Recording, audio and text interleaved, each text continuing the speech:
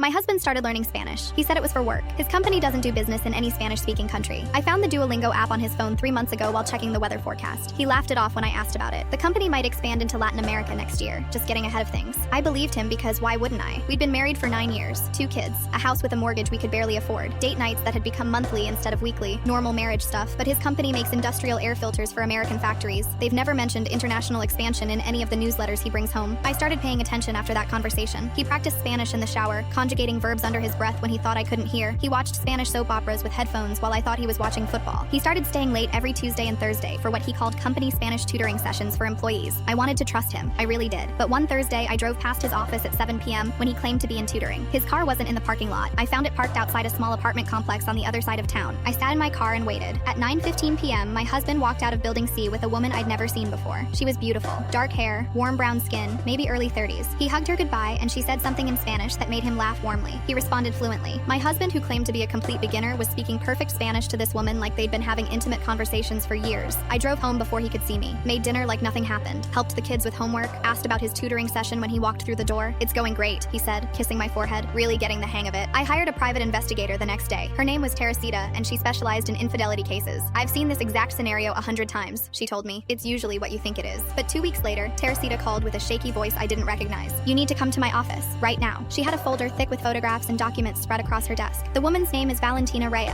She's a 34-year-old nurse at St. Joseph's Hospital. My stomach dropped through the floor. "Just tell me, how long has he been sleeping with her?" Teresita looked at me with an expression I couldn't read. "He's not sleeping with her." "What?" "Valentina Reyes is your husband's biological sister." The room tilted sideways. My husband was adopted. I knew that. His adoptive parents told him his birth mother died during childbirth and he had no biological family left. "That was a lie," Teresita said quietly. "His birth mother is alive in Guadalajara. She was 16 when she had your husband and 15 when she had Valentina. Both children were given up for adoption. Valentina tracked him down through a DNA website 8 months ago. 8 months of secrets." Teresita spread out the documents for me to see. Birth certificates, DNA results, photographs of a woman in her 60s who had my husband's exact same smile. Valentina has been teaching him Spanish so he can meet his birth mother. They've been planning a trip to Mexico together. He wanted to surprise you. I sat there processing that my husband wasn't cheating. He was reconnecting with a family he thought was dead. I drove home in a daze. My husband was on the couch when I walked in. I sat next to him and took his hand. "I know about Valentina." His face went white. "What? How do you? I thought you were cheating." I hired an investigator. He stared at me for a long moment, then started laughing, then crying, then both at once. He told me everything. How scared he was when Valentina first contacted him. How he didn't believe her until the DNA results came back. How learning Spanish felt like learning to speak to a part of himself he never knew existed. "I wanted to introduce you to everyone at once," he said, wiping his eyes. "I wanted it to be perfect." I pulled him into a hug. "You idiot. Next time, just tell me." 3 months later, our whole family flew to Guadalajara. I watched my husband meet his biological mother for the first time. She touched his face gently and said something beautiful in Spanish. He understood every word, and so did I. I'd been taking secret Spanish lessons too.